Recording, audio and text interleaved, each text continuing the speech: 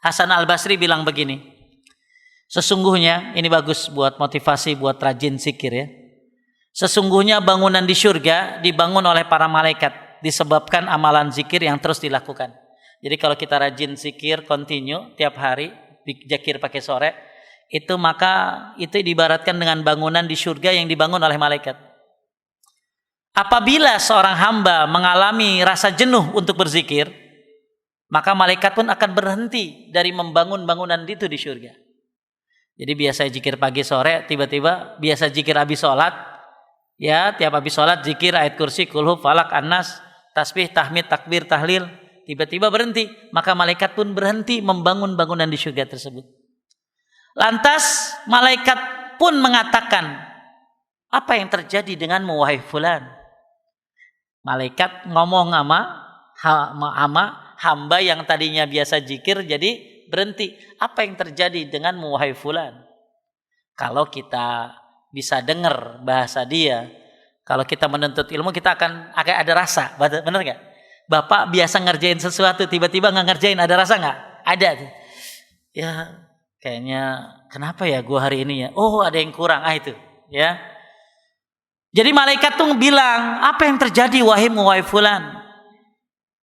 Sebab malaikat bisa menghentikan pekerjaan mereka karena orang yang berzikir tadi mengalami kefuturan dalam beramal.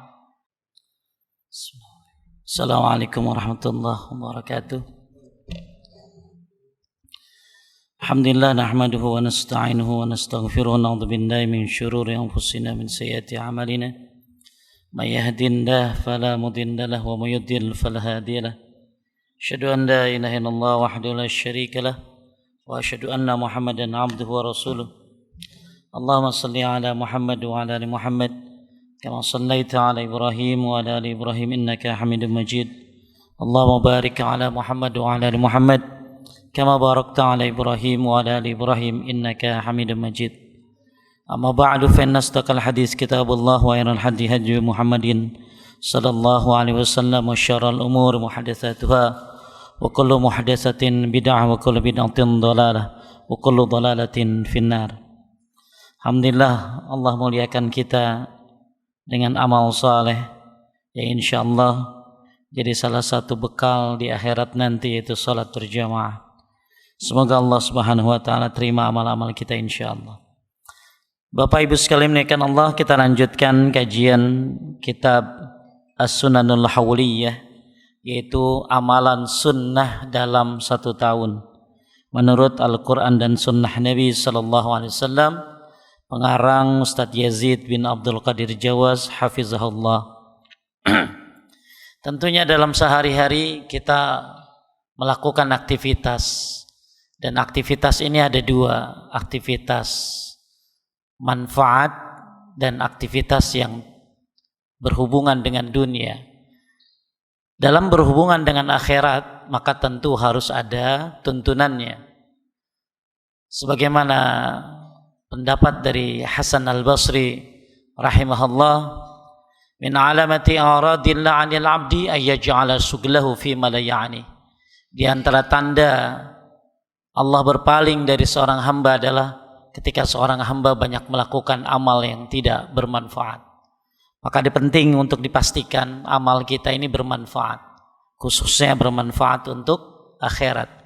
Dan ketika mencari amal yang bermanfaat untuk akhirat, tentunya harus berdasarkan bimbingan dari Quran dan Sunnah Nabi SAW. Bapak Ibu sekalian muliakan Allah, saya sudah bahas tentang bahwa ketika kita beramal, bukan hanya kita membaguskan amal, tapi juga ada hal-hal yang membuat amal kita itu jadi mantep. Sholatnya sama sebelahan, tapi yang satu naik ke atas, yang satu tetap di bawah. Puasanya sama, akan tetapi yang satu puasanya Masya Allah naik ke langit, yang satunya mungkin entah kemana. Jadi ada beberapa hal yang sebelum kita berbicara tentang amal, maka ada hal-hal yang seorang muslim lebih besar pahalanya kalau memiliki beberapa pondasi tersebut. Taib, jadi penulis sebelum membahas tentang masalah A, B, C, D, sholat ini, sholat itu, amalan ini, amalan itu dalam 1 tahun, maka penulis menyuruh kita agar memiliki kunci-kunci gimana caranya amal itu bukan hanya beramal, tapi amal itu bisa sangat besar pahalanya. Yang pertama adalah sudah kita bahas, hanya sekedar mereview saja, meningkatkan iman dan takwa. Jadi seorang muslim dengan meningkatkan iman dan takwanya, maka amalnya akan lebih mantap lagi. Bagaimana cara meningkatkan iman dan takwa? Yang pertama, keikhlasan yang murni. Ini sudah banyak dibahas oleh para asatiz tentang masalah ikhlas. Yang kedua, meningkatkan iman dan takwa yaitu dengan cara lurusnya niat dan tujuan. Niatnya dan tujuannya harus lurus dalam beramal ibadah. Yang ketiga, baiknya keislaman. Ketika seseorang keislamannya baik, maka akan meningkatkan iman dan takwanya. Yang keempat, suka menyembunyikan amal. Siapa yang suka menyembunyikan amal, maka ini akan meningkatkan iman dan takwanya. Inilah poin pertama yang sudah saya bahas. Bagaimana caranya agar amal kita ini lebih meningkat, lebih bagus dan lebih mantap. Selain berbicara tentang amal, maka kita harus pahami dulu. Yang pertama, tingkatkan iman dan takwamu. Insya Allah kalau iman dan takwanya bagus, maka amalnya akan mudah, amalnya akan diterima oleh Allah Subhanahu wa taala. Nah, gimana cara meningkatkan iman dan takwa? Saya ulangi, dengan menjaga keikhlasan yang murni. Yang kedua, lurusnya niat dan tujuan. Yang ketiga, baiknya keislaman. Yang keempat, sikap suka menyembunyikan amal. Nah, yang kedua, agar amal kita bagus dan mantap, selain meningkatkan iman dan takwa, yang kedua adalah meningkatkan kualitas amal-amal soleh. Jadi bukan hanya iman dan takwa saja yang dinaikin, tapi amal-amal soleh pun harus meningkat kualitasnya. Gimana caranya agar amal soleh ini berkualitas? Kita sudah pernah bahas kemarin. Yang pertama, jadikan amal soleh itu sesuai dengan sunnah. Agar amal soleh kita berkualitas, maka sesuaikan amal-amal kita dengan sunnah Nabi Sallallahu Alaihi Wasallam. Kemudian yang kedua, agar amalan itu berkualitas, kata penulis, memilih amalan yang paling penting daripada yang penting. Memilih amalan yang utama daripada yang penting. Maksudnya apa? Memilih yang wajib dahulu, baru memilih yang sunnah. Jangan sampai yang sunnah didahulukan daripada yang wajib. Karena siapa yang meninggalkan sunnah karena membela yang wajib, maka dia dimaafkan. Anda meninggalkan sunnah gara-gara membela yang wajib, maka Anda dimaafkan. Tapi siapa yang meninggalkan yang wajib gara-gara yang sunnah, maka dia adalah orang yang tertipu. Taib, ini sebagaimana diungkapkan oleh beliau tentang masalah mendahulukan yang wajib daripada yang sunnah. Itu yang kedua. Gimana caranya agar amal lebih berkualitas? Yang pertama, amal harus sesuai dengan sunnah. Kata Ibnu Mas'ud, al-iktisar fi sunnah khairan min al-iktisar fil bid'ah. Sedikit tapi sesuai sunnah itu lebih baik daripada banyak tapi bid'ah. Sedikit tapi sesuai sunnah itu lebih baik daripada banyak tetapi bid'ah. Dan beruntung orang yang selalu beramal mengikuti sunnah Nabi Sallallahu Alaihi Wasallam. Suatu ketika ada seorang yang menangis karena temannya meninggal. Kemudian temannya ini ditanya oleh ayahnya, apakah temanmu mati di atas sunnah? Ya, temanku mati di atas sunnah Nabi Sallallahu Alaihi Wasallam. Maka ayahnya mengatakan, kalau begitu enggak usah sedih. Kenapa? Absyir. Ya, liman mata 'alal Islam was sunnah. Kabar gembira bagi orang yang mati di atas Islam dan sunnah Nabi sallallahu alaihi wasallam. Bahkan kata Imam Malik, absyir, absyir, absyir, kabar gembira, kabar gembira, dan kabar gembira. Maka suatu ketika ada orang mendoakan Imam Ahmad, ya Ahmad tahyakallah ala Islam, Ahmad semoga kau dihidupkan di dalam Islam. Maka Imam Ahmad mengatakan alal Islam wa sunnah, di atas Islam dan sunnah Nabi. Bukan hanya di atas Islam, tapi juga di atas sunnah Nabi sallallahu alaihi wasallam. Karena Islam adalah sunnah dan sunnah adalah Islam, sebagaimana kata Imam Al-Barbahari. Maka siapa yang amalnya pengen berkualitas, maka poin yang pertama, sesuaikan amalmu dengan sunnah. Ini ada sunnahnya tidak? Ya, kalau tidak ada sunnahnya, maka lebih baik Anda tidak usah mengerjakannya. Kemudian seperti apa amal sesuai dengan sunnah? Ya, seperti seseorang yang berwudu. Yang wudu, kalau ada orang berwudu, wudunya mungkin ya orang kanan dulu, dia kiri dulu. Yang benar kan tentunya kanan dulu, kiri dulu. Ada orang berwudu kiri dulu dan kanan dulu.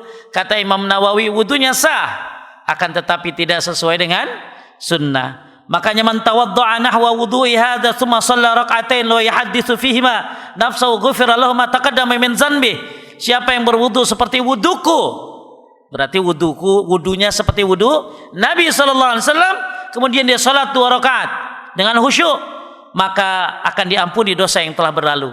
Jadi ketika kita beramal dan amalnya mengikuti sunnah Nabi sallallahu alaihi wasallam, berwudu misalnya, maka wudunya bukan hanya sekedar menghapuskan dosa-dosa yang sekarang, tapi wudunya menghapuskan dosa-dosa yang masa lalu. Kenapa bisa begitu?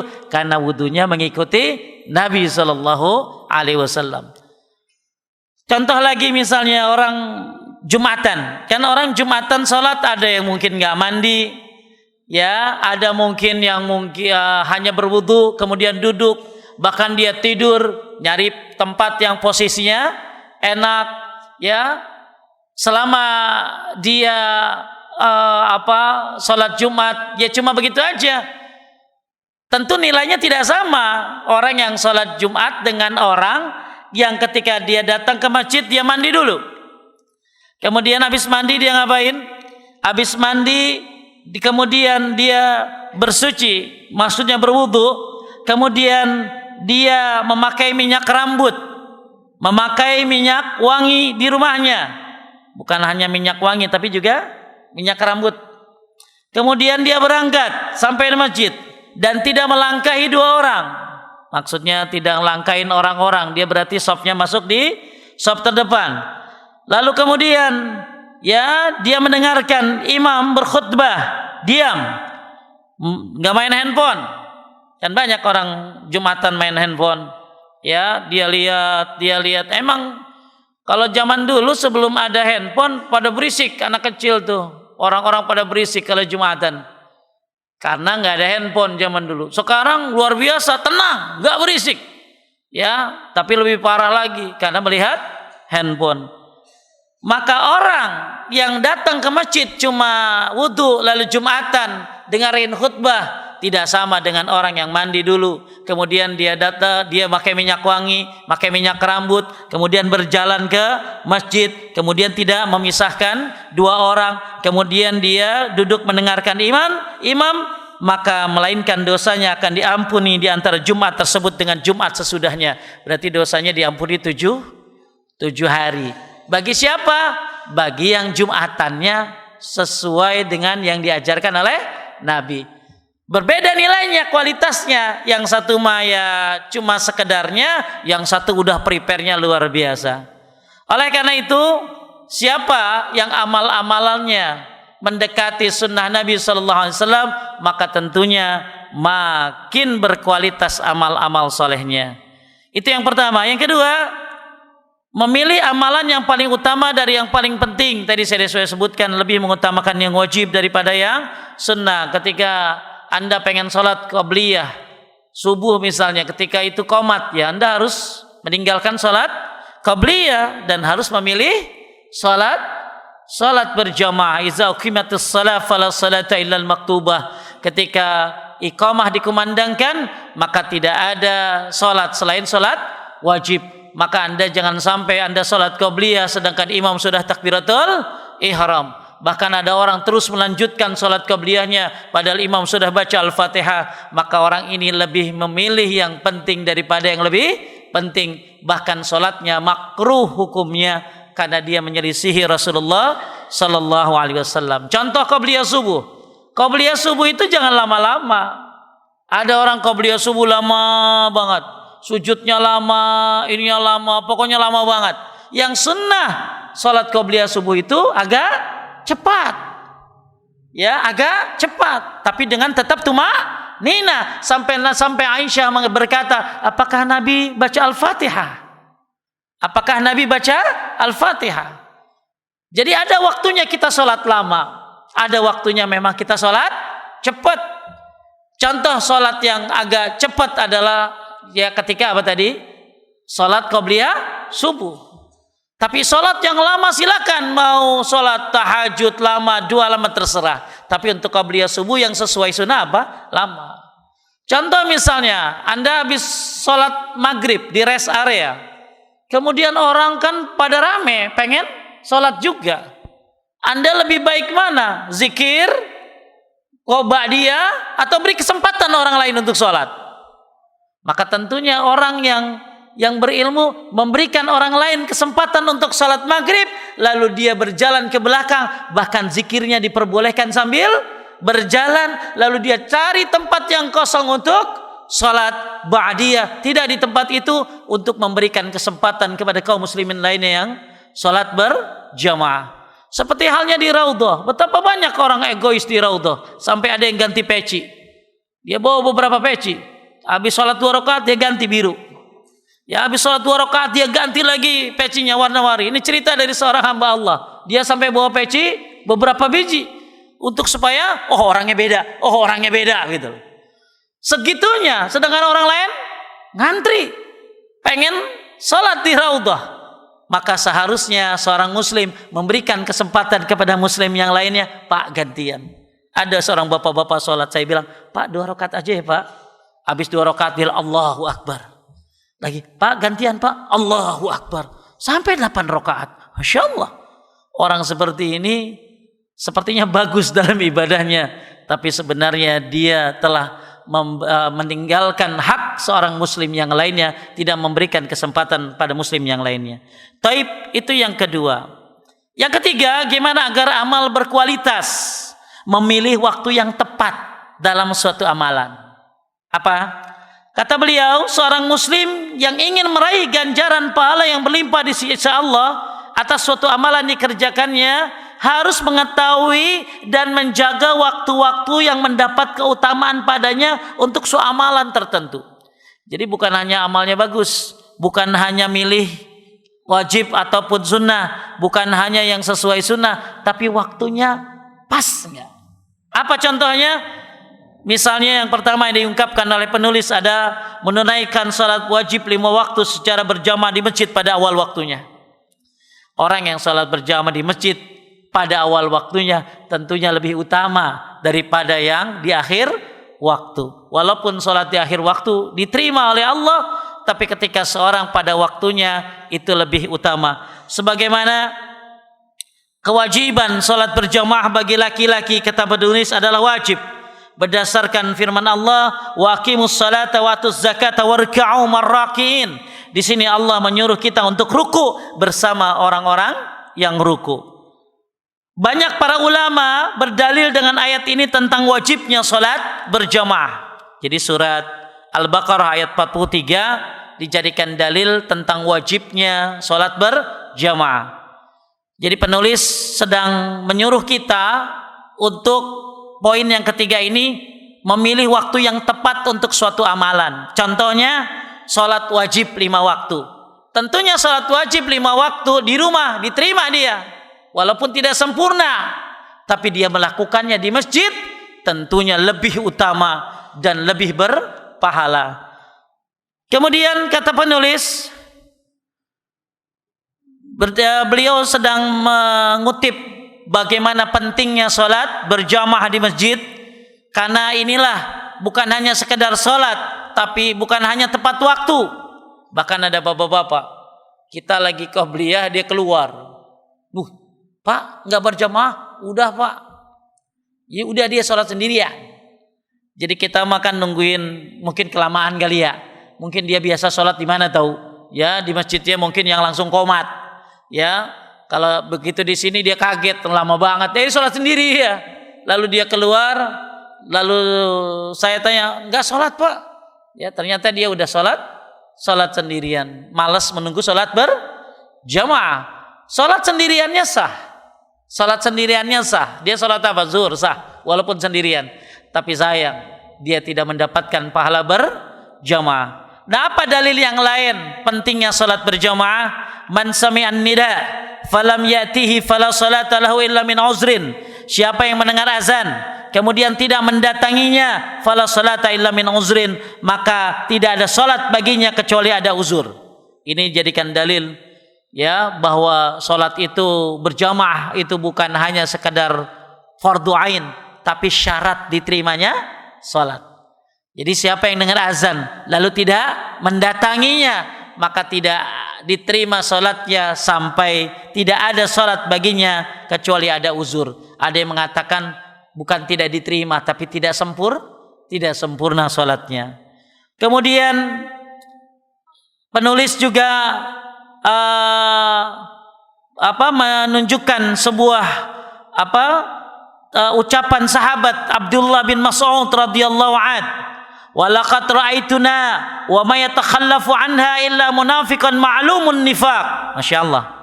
Dan saya melihat pada zaman kami, zaman siapa? Para sahabat, bahwa tidak ada yang meninggalkan salat jamaah kecuali orang munafik yang telah diketahui kemunafikannya.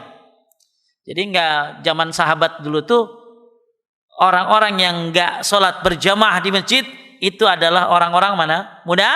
Munafik. Apalagi kalau kata Syekh Utsaimin, kalau pengen ngelihat orang-orang munafik tandanya, maka perhatikan waktu sholatnya. Ya, khususnya sholat isya dan sholat subuh, maka ini adalah barometer apakah kita munafik atau tidak. Maka penting penulis di sini bukan hanya sedang menjelaskan tentang kalau beramal pilih waktu yang tepat. Nah, untuk sholat berjamaah maka waktu yang tepat adalah awal waktu, bukan sendirian tapi berjamaah di masjid. Kita sering bertanya sama anak-anak, nanya apa? Apa kabar nak? Sehat nak? Sekolah pelajarannya apa nak? Dan lain-lain. Bagus kita sering bertanya sama anak untuk mengetahui keadaan beliau. Tapi pernahkah kita bertanya kepada anak-anak kita sebagaimana pertanyaan para sahabat Nabi radhiyallahu anhum kepada anaknya? Ya, apa yang ditanya oleh para sahabat Nabi kepada anaknya, khususnya para sahabat yang ikut perang Badar. Maka ternyata para sahabat Nabi itu suka bertanya kepada anaknya, "Nak, tadi sholat berjamaah di masjid tidak?" Itu yang pertama. Yang kedua, "Nak, dapat takbiratul ihram tidak?" Kapan kira-kira justru yang begitu nanya begitu tuh seorang istri kepada suaminya. Ya, jadi justru yang harusnya nanya adalah seorang bapak kepada anaknya. Maka bagus dirutinkan, dibiasakan. Salah satu sunnah sahabat, kebiasaan para sahabat Nabi radhiyallahu anhum khususnya yang ikut perang Badar itu suka bertanya kepada anaknya, "Tadi salat jamaah enggak? Tadi dapat takbiratul ihram enggak bersama imam?" Ya, kenapa? Karena memang betapa pentingnya salat berjamaah. Kemudian Bapak Ibu, Umar bin Abdul Aziz, seorang khalifah yang kelima, belum lagi azan dikumandangkan beliau sudah ada di masjid. Khalifah itu kan mimpin berbagai macam negara. Ya, siapa manusia paling sibuk? Kecuali khalifah. Kalau orang jadi RT aja udah kagak ke masjid, gimana jadi RW? Kalau jadi RW aja udah nggak ke masjid, bagaimana jadi lebihnya? Ini khalifah Umar bin Abdul Aziz, bukan presiden di atas presiden. Bukan hanya mimpin satu negara, banyak negara yang dia pimpin. Tapi begitu salat berjamaah, dia sudah ada di masjid. Siapa yang lebih sibuk dari mereka? Sampai-sampai muazzinnya adalah gubernurnya. Bayang Pak, gubernur tuh jadi muazzin pada zaman dulu, gitu loh. Bapak Ibu sekalian dimuliakan Allah, bahkan Maimun bin Mahran ketika datang ke masjid, lalu dia mendapati imam sudah tahiyat akhir, apa yang diucapkan? Inna lillahi wa inna ilaihi raji'un.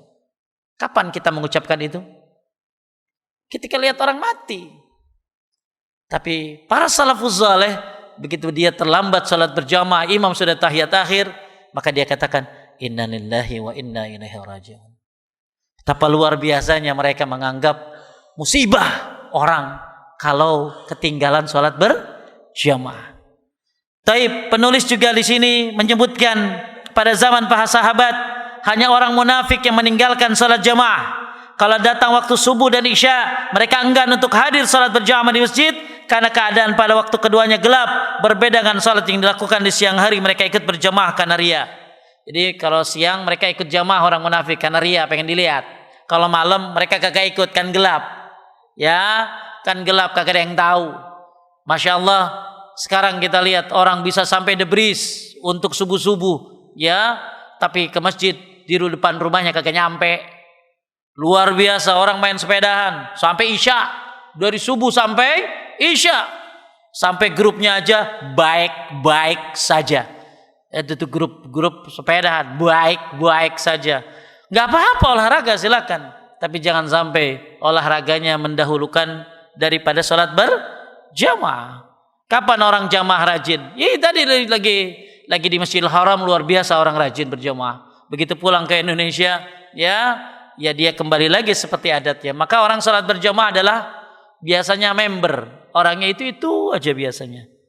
Kemudian penulis juga itu yang pertama. Jadi gimana caranya supaya kualitas amal kita bagus, memilih waktu yang tepat untuk suatu amalan.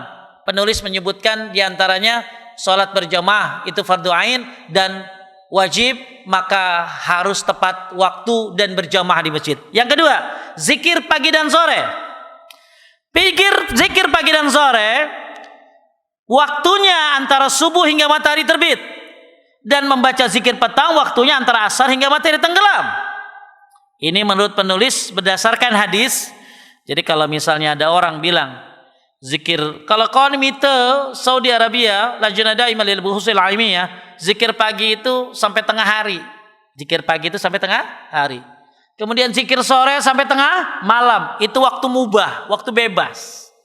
Tapi waktu yang afdal, zikir Anda, zikir pagi sore, walaupun waktunya begitu luas, akan lebih berpahala ketika dilakukan setelah sholat subuh sampai sebelum terbit matahari, setelah sholat asar sampai tenggelam matahari. Walaupun zikir pagi sore itu boleh habis isya, zikir sore boleh habis isya, zikir sore boleh jam 10 malam, zikir pagi boleh jam waktu duha, bahkan boleh sebelum sholat duhur.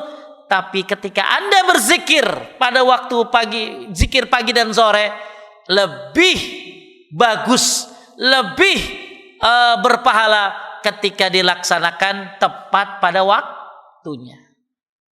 Kayak witir boleh habis isya, nggak apa-apa, tapi lebih bagus pahalanya kalau di waktu sepertiga malam, ya, tergantung keadaannya. Nabi SAW bersabda, "Lan aq'uda ma qaumin yazkurun Allah Ta'ala min salatil ghadat hatta tatlu asy-syams ahabbu ilayya min an u'tika arba'atan min waladi Ismail."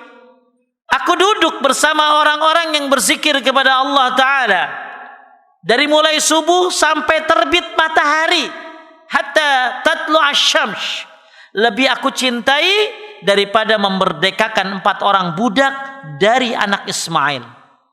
Zaman dulu itu kalau orang bebasin budak itu paling gede. Maka siapa yang membebaskan budak itu akan diharamkan dari api neraka seluruh tubuhnya.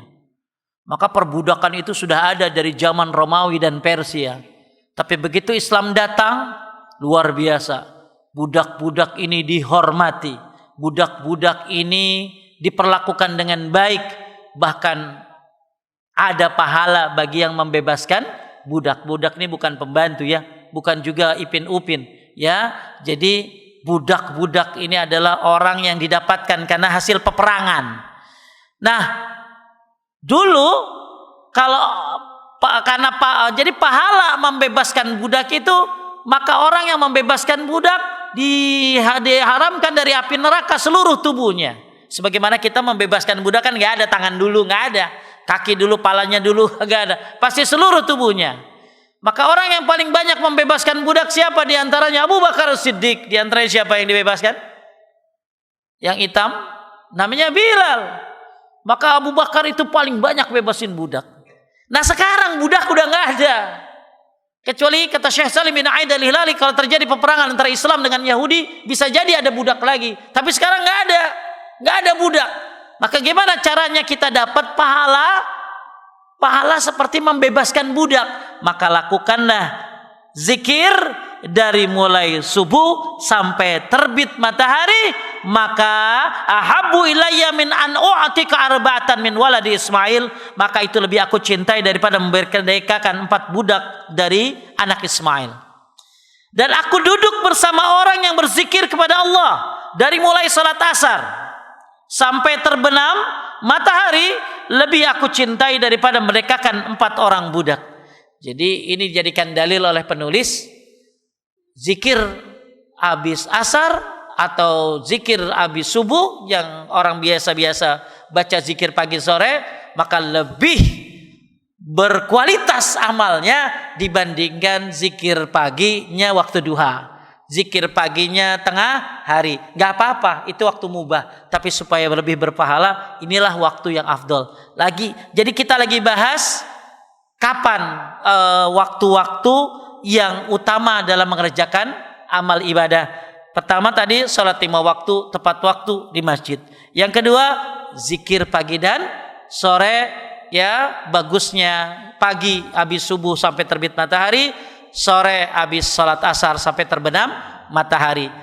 Ini lebih berkualitas pahalanya. Apa keutamaannya tadi? Seperti membebaskan 4 budak dari keturunan Ismail. Bukan budak biasa, budak dari keturunan Ismail. Ada lagi nggak Pak Ustadz pahala bebasin budak? Ada. Apa tuh?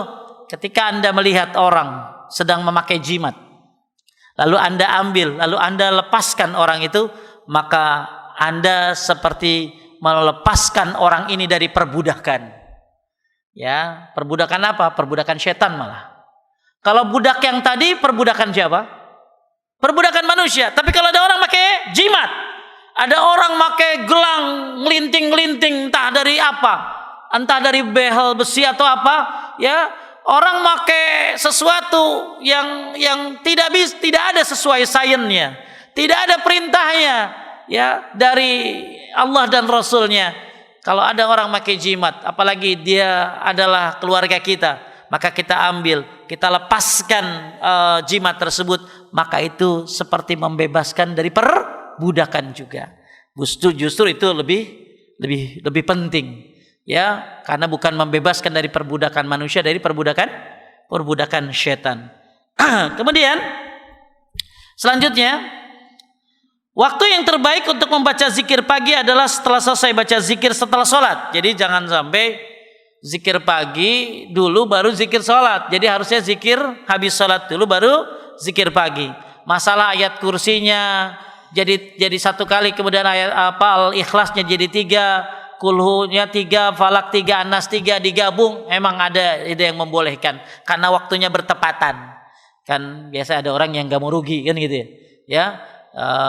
Kalau yang saya habis sholat zikir Kulhu, Falak, Anas sekali-kali dah, baru kemudian zikir pagi dan sore berarti ayat kursi lagi, lalu Kulhu 3, Falak 3, Anas 3, silakan. Tapi mau digabung pun dibolehkan karena waktunya apa tadi? Berbarengan, bertepatan. Jadi kata penulis, zikir pagi sore ini dibaca setelah zikir setelah sholat. Kemudian tadi sudah dibahas keutamaannya. Kemudian yang C kata penulis, masalah waktu yang tepat dalam beribadah, yang tadi salat wajib berjamaah di masjid, kemudian yang kedua zikir pagi sore di waktu-waktu yang tepat tadi lebih berkualitas, maka sekarang lebih berkualitas lagi kata penulis berdiam diri berzikir hingga matahari meninggi, kemudian salat sunnah 2 rakaat. Ya, ini juga banyak membernya, alhamdulillah. Ini adalah salah satu amalan ringan yang berpahala besar di sisi Allah Ta'ala. Rasulullah sallallahu alaihi wasallam bersabda, "Man shallal ghadat fi jama'atin," siapa yang salat subuh berjamaah, "tsumma qa'ada," kemudian dia duduk, yazkurullah, berzikir kepada Allah, "hatta tatlu syams," kemudian sampai terbit matahari, "tsumma shalla rak'atain," kemudian salat 2 rakaat, "kanat lahu ka'ajrin hajjatin wa umratin," maka pahalanya seperti orang yang haji dan umrah. Qala Rasulullah sallallahu alaihi wasallam, tammatan. Maksudnya apa? Sempurna. Jadi siapa yang salat subuh berjamaah kemudian duduk di masjid, ya Ustadz, kalau ibu-ibu gimana? Syekh bin Bas termasuk membolehkan ibu-ibu melakukan di rumah, karena ibu-ibu memang wajibnya salat di rumah, maka silakan melakukan itu, ya, melakukannya di rumah. Cuman kalau di rumah jangan bergeser dari tempatnya, ya bagusnya di situ-situ aja, kecuali ada kepentingan, misalnya mungkin dia harus harus berwudu dan lain. Tapi kalau bapak-bapak yang di masjid, silakan Anda mau duduk di mana saja, karena Anda berada dalam satu tempat. Maka kita lagi bahas poin yang ketiga. Zikir bagus kapan aja, Pak. Ya, zikir itu bagus kapan aja, tapi lebih bagus lagi zikir ini dilakukan di waktu yang bagus. Kapan? Habis sholat subuh. Kemudian dia duduk sampai terbit matahari. Kemudian dia sholat 2 rakaat. Maka pahalanya seperti haji dan umrah, sempurna. Tapi tentunya bukan pas terbit matahari, harusnya tambah 10 menit. Gak sedikit. Ada bapak-bapak yang begitu udah bunyi tit langsung dia salat syuruk, atau salat syuruk itu salat duha, ya. Salat duha padahalnya bagus tambah 10 menit. Kalau menurut Komite Fatwa Saudi Arabia 15 menit. Di dalam kitab Sahih Fikih Sunnah menurut Abu Malik Kamal Said Salim 15 menit, 10 atau 15 menit. Kenapa? Karena ada larangan salat ketika terbit matahari. Tapi ada ulama yang membolehkan, seperti Syekh Muhammad Bazmul dalam kitabnya Salatul Tatawwu', beliau membolehkan salat syuruk di waktu terbit matahari. Tapi yang hati-hati tentunya adalah tambah 10 menit atau tambah 15 menit. Taib, jadi siapa yang melakukan tadi? Jadi kembali lagi, zikir itu bisa kapan saja, bisa di mana saja, tapi lebih bagus berzikir ketika sholat subuh sampai terbit matahari. Maka pahalanya bukan berarti gara-gara ini Anda nggak umrah. Oh, saya emang nggak usah haji lagi, Pak Ustaz. Ya, saya kan udah tiap hari sholat syuruk. Ya, bedain ama al-jaza dengan al-idza, antara balasan dengan perbuatan. Kewajiban haji Anda tidak hilang dengan sholat syuruk. Jadi hadis ini menerangkan bahwa ketika seorang berzikir di waktu subuh ini, ya, setelah sholat subuh sampai terbit matahari, kemudian tambah 15 menit, 10 menit, lalu sholat 2 rakaat. 2 rakaat saja, ya Pak. 2 rakaat saja. Jangan 4. Ya, jadi ada orang habis sholat duha, habis sholat syuruk 2 rakaat, dia sholat duha 2 rakaat. Lalu dia bisa 8 rakaat. Nabi nyuruh 2 rakaat.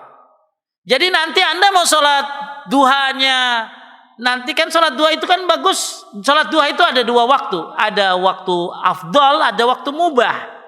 Waktu mubah ya pas terbit matahari tambah 10 menit tadi. Tapi waktu afdal adalah hina termidul fusal, ketika anak onta kepanasan, jam 10, jam 11, ya, jam 10, jam setengah 11, ya, atau jam, pokoknya lagi panas-panasnya, itu waktu yang paling afdal. Tapi penting juga diperhatikan, lebih baik mana, sholat duha atau kerja? Kerja apa sholat duha? Karena ada orang bule, lihat karyawannya kosong. Dan orang bule ini tahu, duhur jam 12, asar jam 3, maghrib jam 6, isya jam, tahu dia. Lalu dia heran, kenapa jam 9, 10 pada kagak ada karyawan? Sholat mister, kan duhur jam 12, apa dia? Lalu dibilang sama OB-nya, ini duha mister, ada lagi. Ya. Nah ini, maka Syekh Fauzan dalam fatwanya melarang orang kerja untuk sholat duha. Kenapa? Karena dia sedang bekerja. Bekerja hukumnya apa? Wajib. Sedangkan sholat duha hukumnya sunnah. Kecuali dia bos yang punya perusahaan, boleh dia, terserah dia yang punya. Tapi kalau karyawan, kontraknya adalah bekerja. Contoh, misalnya itikaf. Itikaf kan bagus 10 hari terakhir Ramadan. Sampai-sampai ada bapak-bapak yang agak sombong kalau itikaf. Kagak itikaf loh. Ya. Tapi si bapak ini harus kerja dia. Sedangkan dia belum dapat cuti. Lebih baik mana itikaf atau bekerja. Kalau memang dia bisa dapat cuti, bagus itikaf sunnah. Untuk mengisi Ramadan akhir dengan itikaf. Tapi ketika dia nggak dapat cuti, dia terikat dengan pekerjaan, maka Syekh Fauzan sendiri bekerja adalah wajib, sedang itikaf hukumnya sunnah. Di sini kita bisa bedain mana wajib, mana sunnahnya. Maka kalau Anda punya keluangan waktu, wah saya bisa untuk apa? Untuk itikaf, saya bisa izin, silakan hidupkan. Ramadan akhir-akhir ini insyaallah kita ketemu dengan Ramadan.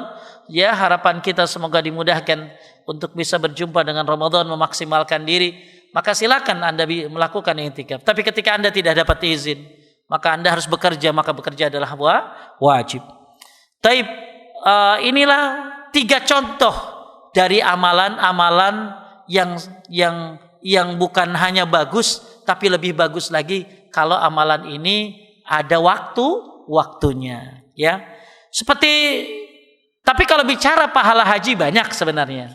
Kadang-kadang ada orang yang cuma taunya kalau pahala haji umrah itu hanya untuk yang sholat apa tadi? Syuruk. Padahal sebenarnya ada banyak pahala-pahala sholat, ada banyak pahala-pahala haji dan umrah. Insya Allah bapak-bapak tiap hari dapat. Yang pertama apa? Sholat 5 waktu berjamaah di masjid. Jadi Anda sholat berjamaah 5 waktu berarti 5 kali haji. Sebagaimana disebutkan dari Abu Umamah radhiyallahu anhu, Nabi sallallahu alaihi wasallam bersabda, "Man masya ila salati maktubah fil jamaah." Siapa yang berjalan ke masjid untuk salat berjamaah, fahiya kahajjatin, maka dia seperti haji. Jadi bapak-bapak bisa haji sehari 5 kali, masya Allah pahalanya. Ya, sekarang mahal Pak, ya mahal banget sekarang. Ya, hotel-hotel penuh sekarang. Sampai-sampai ada orang Arab bilang. Berapa hari yang lalu saya dapat info, ada apa di Indonesia? Kenapa memang? Yang umroh banyak banget orang Indonesia. Hotel-hotel penuh, luar biasa. Nah, Indonesia tuh kaya-kaya. Ya orang sampai penuh luar biasa di sana itu. Tapi kan mungkin ada yang punya uang nggak punya waktu. Ada yang punya uang tapi ada yang mungkin lebih penting lagi dia harus bayarin buat anak-anaknya. Atau mungkin ada hal yang lebih penting. Maka Anda sholat 5 waktu pahalanya seperti apa tadi? Haji. Sebagaimana hadis yang disebutkan oleh Tabrani dalam Mujamul Kabir, dan hadis ini dinyatakan hasan oleh Syalbani dalam Sahih Jami' Shagir, ya.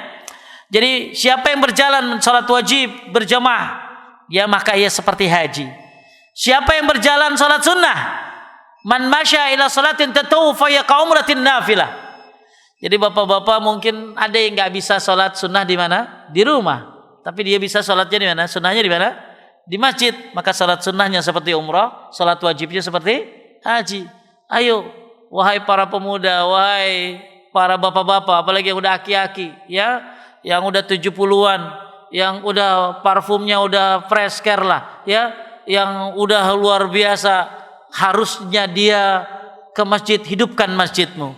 Ya, hidupkan masjidmu. Kenapa? Karena berjalan ke masjid ini pahalanya kayak haji, dan salat sunnahnya seperti apa tadi? Seperti umrah. Kemudian apa lagi Pak Ustadz? Salat isyraq tadi sudah saya sampaikan. Kemudian ada lagi menghadiri majelis ilmu di masjid. Ini pahalanya haji. Ya Masya Allah ya.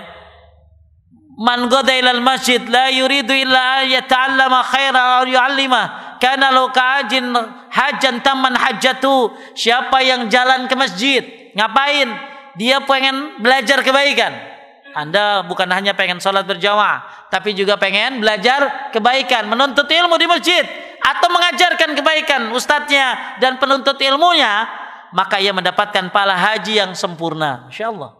Jadi sekali datang sholat jamaah haji, menuntut ilmu haji, habis itu sholat syuruk plus haji dan umrah, banyak banget. Kemudian baca zikir habis sholat, subhanallah 33, alhamdulillah 33, Allah akbar 33. Ini sama disebutkan dalam hadis yang panjang yang disebutkan riwayatkan oleh Bukhari, bahwa orang yang baca zikir subhanallah 33, alhamdulillah 33, Allahu akbar 33, ini juga seperti orang yang melaksanakan apa tadi?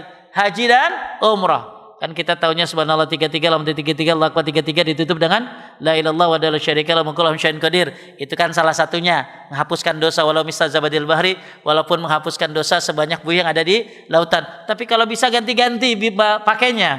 Kadang yang model ini kan ada 6 model zikir habis sholat.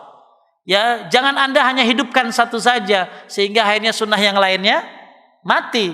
Maka salah satu sunnah habis sholat zikir apa tadi? Subhanallah 33, alhamdulillah 33, Allahu akbar 33. Ternyata pahalanya seperti apa tadi? Orang ini seperti pahalanya seperti haji dan umrah. Kemudian yang keempat, umrah di bulan Ramadan. Masya Allah. Ya, umrah di bulan Ramadan ini fa inna umratan fihi ta'dilu hajjah. Umrah pada bulan Ramadan senilai dengan haji. Maka yang punya uang ya silakan saja ya.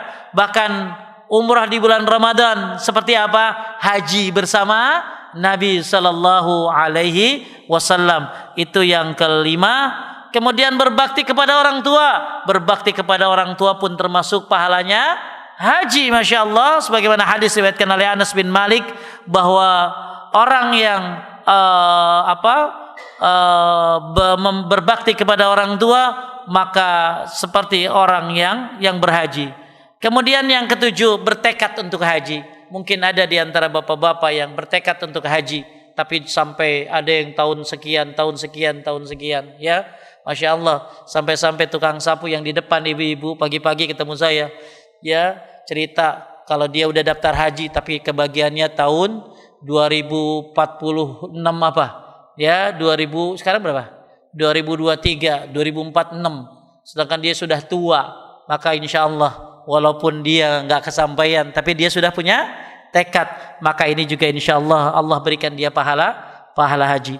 Banyak sekali amal-amal yang kalau kita tahu ternyata berpahalanya luar biasa. Taib. Jadi nanti kita lanjutkan tentang poin yang keempat, tentang beramal secara terus menerus. Itu poin yang keempat. Kita tutup dengan doa kifaratul majlis. Subhanakallahumma bihamdika asyhadu an la ilaha illa anta astaghfiruka wa atubu ilaik. Assalamualaikum warahmatullahi wabarakatuh. Assalamualaikum warahmatullahi wabarakatuh. Alhamdulillah, Allahumma shalli wa sallim ala nabiyina Muhammad. Poin yang selanjutnya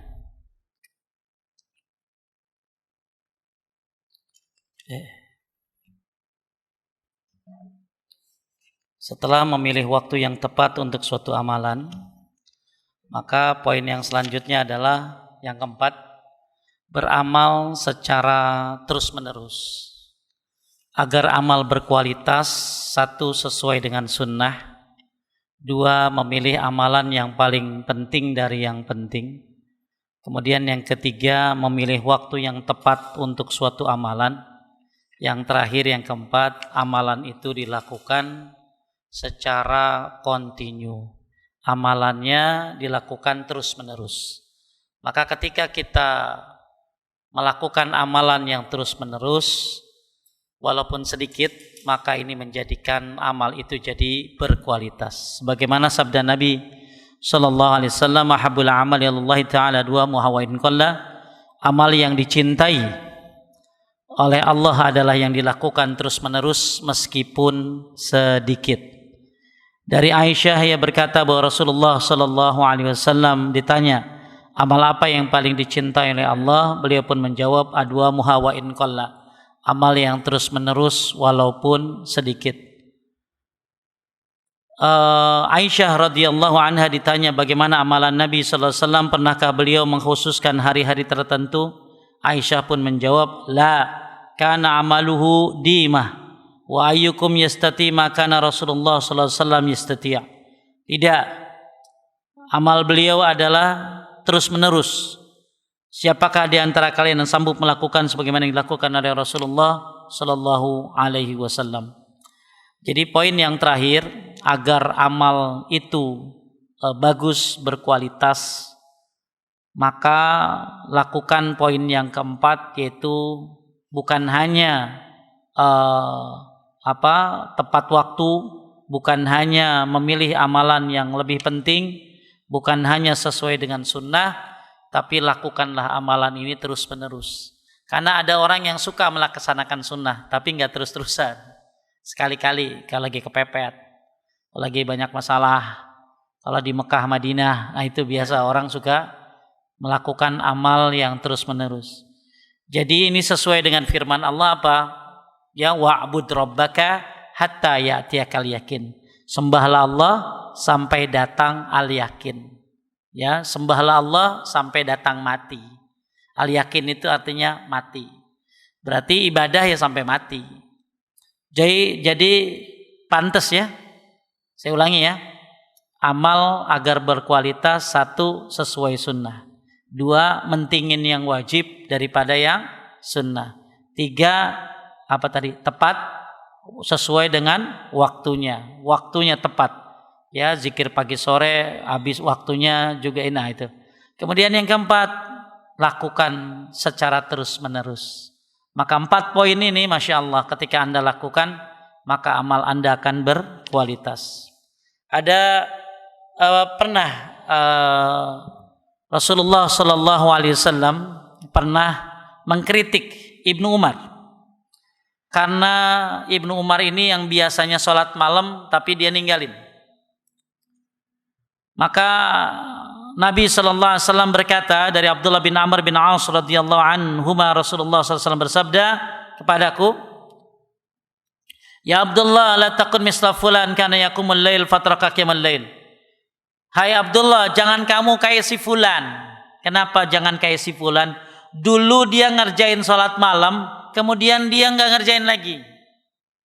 Ini dalil Pak, kalau yang namanya sunnah boleh terus-terusan. Karena ada bapak-bapak so tahu bilang begini, kalau tahajud jangan tiap hari, nanti jadi wajib loh.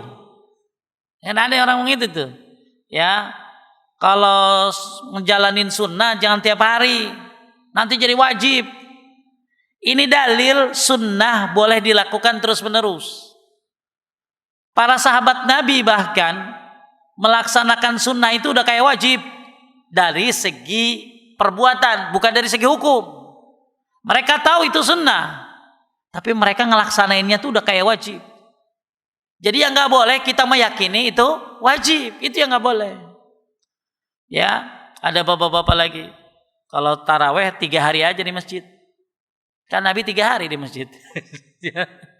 Ya, dulu Nabi 3 hari di masjid, karena kemudian sisanya di rumah karena takut taraweh dianggap wajib. Setelah umat tahu kalau itu hukumnya sunnah, ya back to masjid. Itu kan ada orang-orang yang dengan beralasan demikian akhirnya jadi males. Jadi ini dalil kata Nabi, jangan kayak si Abdullah. Kenapa? Karena yaqumul lail, dia dulu sholat malam, fataraka qiyamal lail, kemudian dia tinggalin sholat malamnya.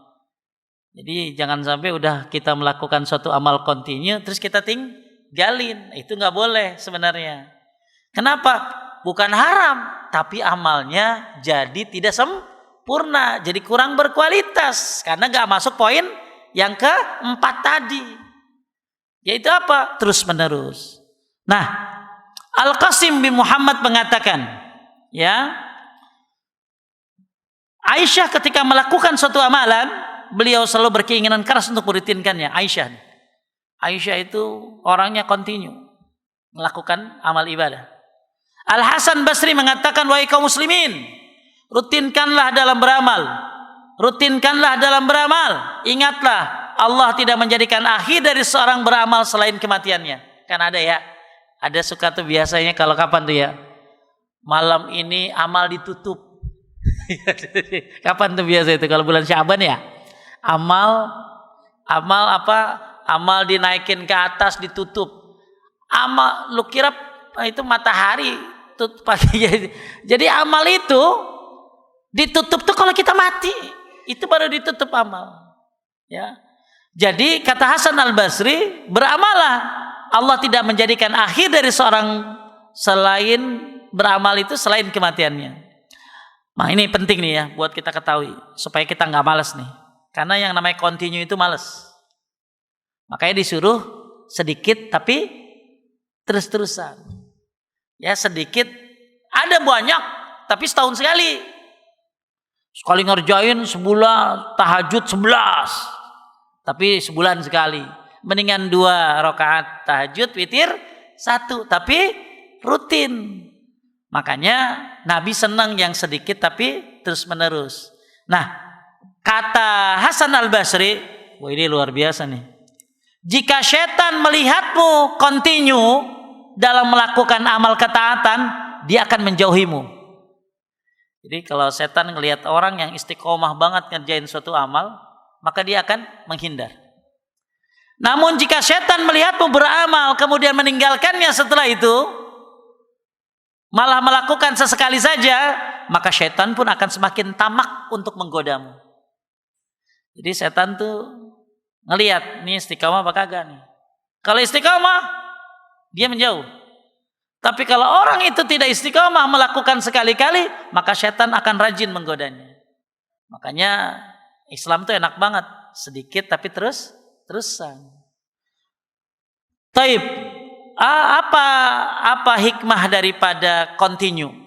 Kenapa kita harus beramal continue? Hikmahnya 1, melakukan amal sedikit tapi terus-terusan berarti amalnya tetap ada. Tuh. Saya ulangi ya. Apa hikmah continue? Qobliyah ba'diyah continue, witir continue. Pokoknya amal ibadah yang diperintahkan continue kita kerjain. Apa hikmahnya? 1, melakukan amal continue walaupun sedikit berarti menyatakan amal itu tetap ada. Berarti dia tetap tiap hari kayak absen di kerja, tiap hari hadir.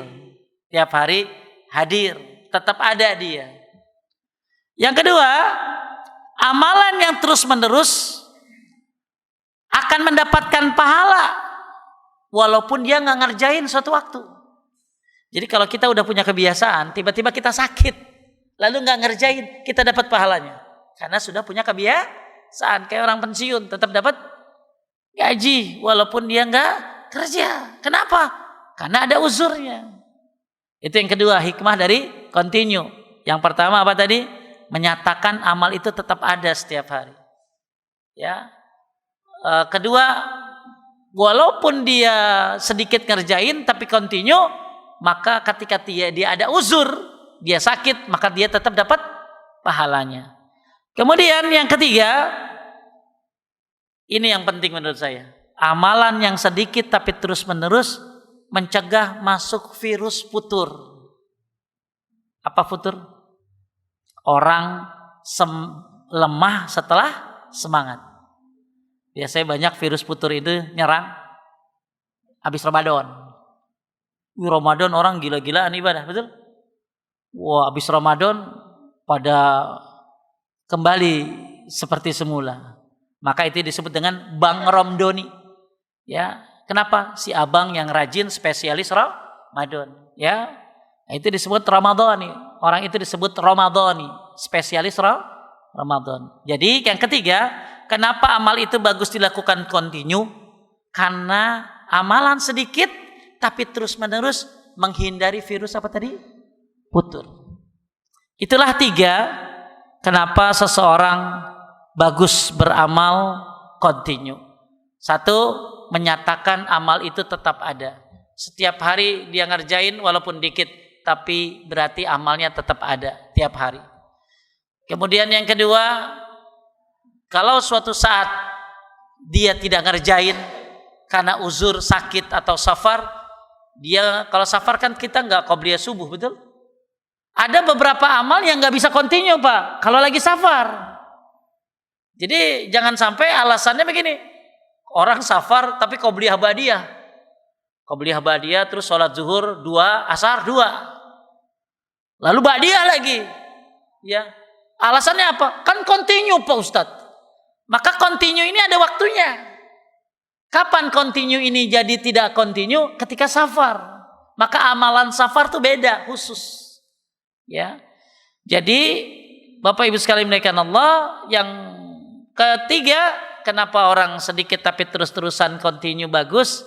Karena ini menghindari virus futur, ya. Maka mudah-mudahan Allah Subhanahu wa taala memudahkan Bapak Ibu untuk bisa continue. Terakhir sebelum pertanyaan, Hasan Al-Basri bilang begini.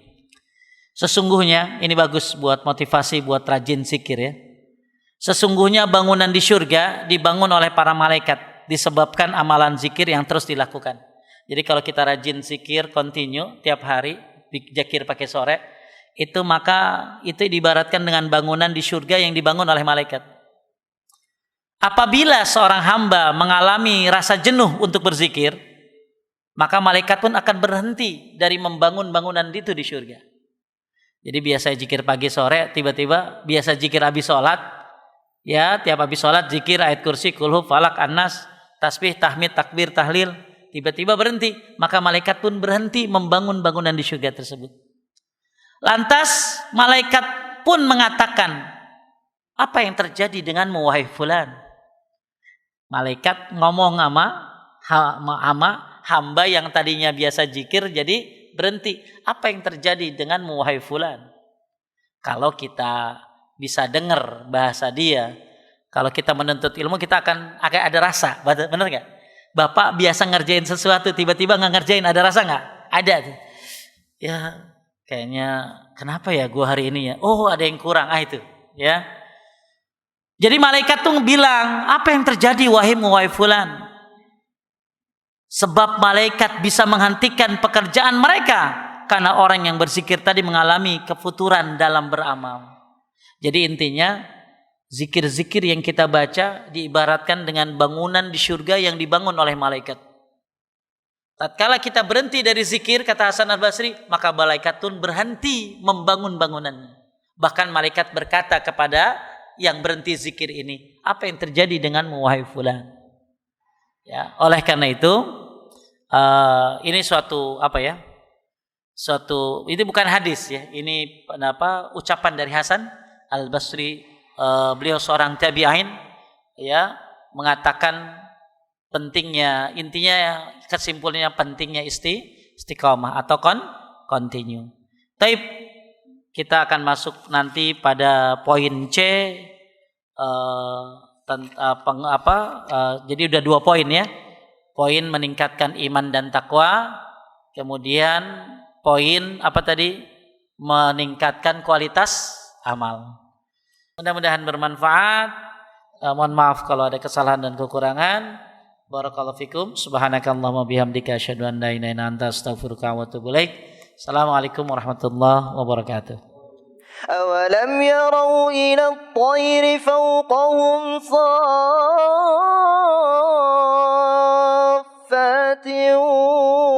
ويقبضن ما يمسكهن إلا الرحمن إنه بكل شيء بصير.